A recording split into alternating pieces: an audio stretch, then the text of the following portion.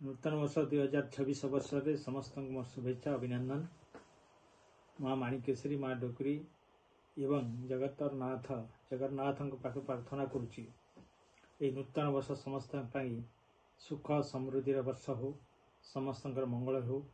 विशेषकर आमर ओडिशावासी कलाहांडीवासी एवं मोर लांजीगढ़ निर्वाचन मंडल समस्त जनसाधारण किमिति सुख शांति रहिबे, तांकर जीवन सुखरे बीतब एवं आम समस्ते ये नूतन वर्ष रे नूतन चिंताधारा नूतन संकल्प नहीं आगू बढ़ा एवं ये अंचल विकास पाई समस्ते एकत्रित होकर जहाँ सरकार को दृष्टि आकर्षण करने सहित जो जगह दरकार पड़ो निहाती भाव में आम समस्ते एकजुट होकर लड़ाई करवा एवं यही वर्ष समस्त संकल्पर वर्ष हो एवं आशा और आकांक्षा वर्ष हो।